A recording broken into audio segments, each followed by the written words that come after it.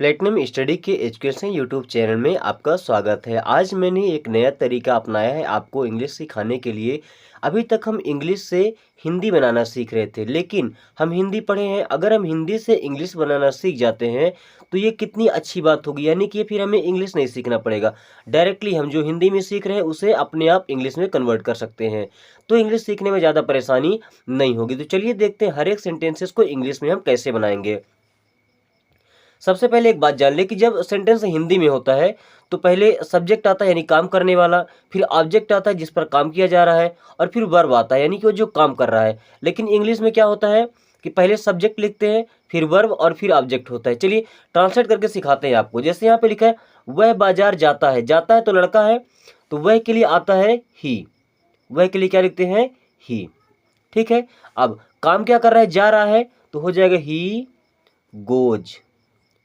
Goes to market. He goes to market, ये हो जाएगा इसका ट्रांसलेशन। अब गो के साथ ईएस क्यों लगा है? क्योंकि प्रेजेंट इंडेफिनिट का सेंटेंस है, इसलिए उसमें हेल्पिंग वर्ब लगता है ईएस किसी भी वर्ब के साथ में। वह खाना पकाती है। अब पकाती है मतलब लड़की है, लड़की के लिए आता है सी। क्या आता है? सी। खाना पकाना को बोलते हैं कुक करना, COOK। तो सी कुक्स, क्या पकाती है? खाना, भोजन, तो फूड। सी कुक्स फूड, वह खाना पकाती है, सी कुक्स फूड। अगर बोलना है कि मम्मी खाना पकाती है तो मदर कुक्स फूड। बहन खाना पकाती है तो सिस्टर कुक्स फूड। इस तरीके से आप ट्रांसलेट कर सकते हैं। ठीक है। मैं इंग्लिश पढ़ता हूं, तो I read English. I read English, मैं इंग्लिश पढ़ता हूँ। हम दिल्ली जाते हैं, हम के लिए आता है वी। जाने के लिए गो, वी गो। गो के साथ हमेशा आता है टू, तो वी गो टू। दिल्ली को इंग्लिश से बोलते हैं दिल्ली। क्या बोलते हैं? Delhi. We go to Delhi. फिर लिखा तुम रोते हो, तुमको इंग्लिश से बोलते हैं यू। क्या बोलते हैं? यू। रोते हो, वीप। क्या बोलते हैं? वीप। अब देखिए, आपने अभी तक ध्यान दिया होगा कि कुछ में हम वर्ब के साथ ईएस लगाते हैं या यस लगाते हैं, लेकिन यहाँ पर यस ईएस नहीं लगाए हैं, यहाँ भी नहीं लगाए हैं और यहाँ भी नहीं लगाए हैं। ऐसा क्यों करते हैं? जब हमारा सब्जेक्ट आई रहेगा, वी रहेगा, यू रहेगा, दे रहेगा, तब वर्ब के साथ में कुछ भी नहीं लगाना है। ठीक है। लेकिन उसके अलावा अगर ही आता है, सी आता है, इट आता है, या एक आदमी का नाम रहेगा, एक आदमी या एक वस्तु का नाम रहेगा, तब हमें लगाना होता है वर्ब के साथ में यस, ईएस या आईईएस। ठीक है। और ये केवल करते हैं अफर्मेटिव में। चलिए अगला ट्रांसलेट करके देखिए। मोहन गाना गाता है, तो मोहन, अब मोहन तो नाम है तो मोहन ही होगा। मोहन क्या काम करता है? गाता है, तो गाने को बोलते हैं सिंगिंग करना, तो मोहन सिंग्स अ सॉन्ग। एक ही गाना गाएगा ना। अब सिंग्स, सिंग के साथ में यस लग गया। देखिए मोहन एक नाम बताए थे यहाँ पर कि अगर एक नाम आएगा तो वर्ब के साथ में यस, ईएस या आईएस लगाना ही पड़ेगा। ठीक है। आगे देखिएगा, वह खाना नहीं खाता है। अब अगर नहीं वाले बात आ जाते हैं, ठीक है, तो नॉट हम कहाँ लगाएंगे? वह खाना नहीं खाता है। अब इसके साथ हेल्पिंग वर्ब भी लगेगा। खाता है मतलब लड़का, तो he does not eat food. वह खाना नहीं खाता है, ही वह। Does not, does helping verb आया इसमें। जब निगेटिव इंट्रोगेटिव या इंट्रोगेटिव निगेटिव में जाएंगे तो हेल्पिंग वर्ब हमें लगाना पड़ेगा। तो ही डज नॉट ईट। अब ईट में हमने ईएस नहीं लगाया, क्यों? क्योंकि डज में लग गया है। तो he does not eat food, वह खाना नहीं खाता है। हम नहीं खेलते हैं, तो वी डू नॉट प्ले। हम नहीं खेलते हैं। अब डू किसके साथ लगेगा और डज किसके साथ लगेगा? तो ये जो डज है ना, ये लगेगा ही के साथ, सी के साथ, इट के साथ, या एक आदमी का नाम रहेगा तब हमेशा लगाइएगा डज। और बाकी कुछ भी आता है तो हमेशा लगाना है डू। यहां लिखा है तुम नहीं पढ़ते हो, तो you do not read, you do not read, तुम नहीं पढ़ते हो, ठीक है। राम और श्याम जाते हैं। अब यहाँ पर दो नाम आ गए हैं, ठीक है। तो पहला नाम क्या है, राम, और श्याम, तो एंड लगाएंगे, राम एंड श्याम जाते हैं। Ram and Shyam go, Ram and Shyam go, Ram और श्याम जाते हैं। आगे लिखा है वह नहीं खेलता है, तो हो जाएगा ही डज नॉट प्ले, वह नहीं खेलता है, ही डज नॉट प्ले। वह नहीं बोलता है, तो he does not speak, speak means होता है बोलना, ही डज नॉट स्पीक, वह नहीं बोलता है।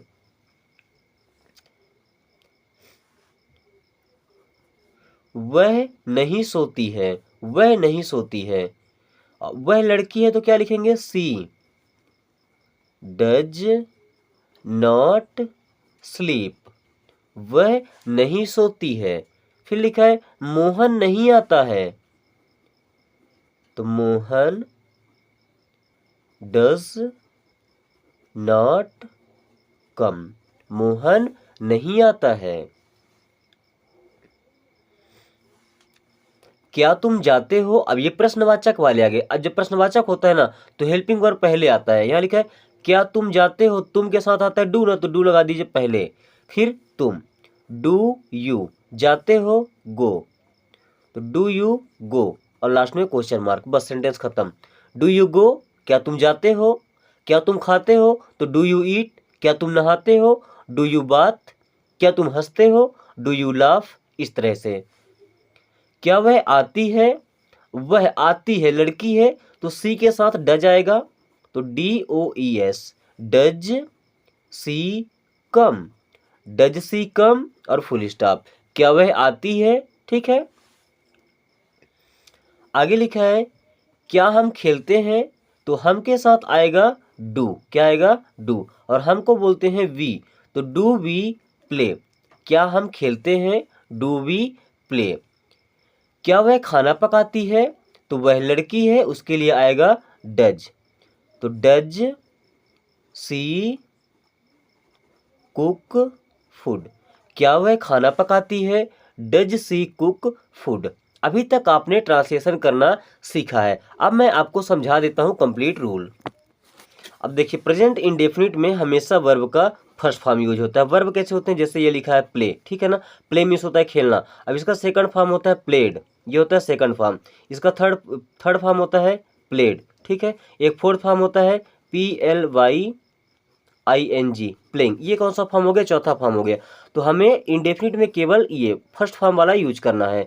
तो जब आई सब्जेक्ट में रहता है, वी रहता है, यू रहता है, या दे रहता है, या दो आदमी के नाम आ जाते हैं, जैसे हमने लिख दिया राम एंड श्याम, हमने अभी दो नाम लिख दिया। जब दो नाम आ जाते हैं तो इनके साथ में जो वर्ब है ना, वर्ब सेम का सेम ऐसे यूज होगा, ठीक है ना। जैसे मैं खेलता हूँ, आई प्ले, मैं जाता हूँ, आई गो, ठीक है। लेकिन अब इनके जगह में अगर ही आ जाता है, ही का मतलब वह होता है लड़के के लिए, सी आ जाता है लड़की के लिए होता है, इट होता है, इट का यूज अभी तक मैंने आपको समझाया नहीं है, बिल्कुल समझाएंगे।